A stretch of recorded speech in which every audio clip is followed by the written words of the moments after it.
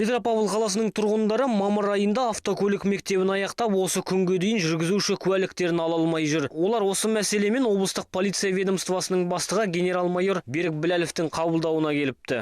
Ішкі істер департаментінің бастығы Нұр Отан партиясының қоғамдық қабылдауымен селолық округтер бойынша азаматтарды қабылдады. Сондай-ақ азаматтарды қабылдауы Қазақстан Республикасы Ішкі істер министр департаментінің басшысы Бақыт Өмірсейітов пен Ішкі істер департаменті жанындағы қоғамдық кеңес төрағасы Бауыржан Ахметов қатысты. Қызылжар ауданы Пеньков ауылының тұрғындары Ішкі істер департаменті бастығының азаматтарды қабылдайтынын естіген соң көкейлерінде жүрген сұрақтарын айта келіпті. Сұрақтардың тақырыбы көлікті есепке қою, жұмысқа орналасу және көші-қон мәселелері. Часто бывают гости с Кавказа, со всех стран приезжают.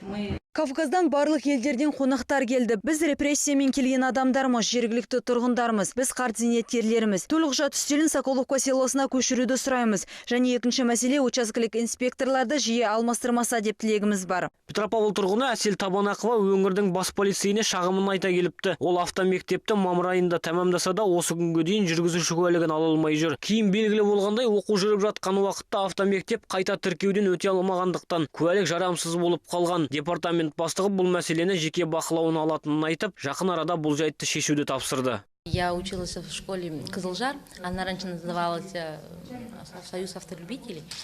Мен Қызылжар автомектебінде оқыдым, ол бұрын Союз автомобилі деп аталды. Оқуды аяқтаған соң маусым айында емтихан тапсыруымыз керек болады. Мамандандырылған халыққа қызмет көрсету орталығына емтихан тапсыру үшін келіп едік. Қызметкерлер мектептің Қызылжар атауымен қайта тіркеуден өте алмағанын айтты. Енді міне біз 2 ай емтихан тапсыра алмай жүрміз. Бүгін Ішкі істер департаменті бастығымен кездестім. Ол мәселенің шешімін табатынын жеткізді. Бұл мәселе шешіледі деген үміттемін.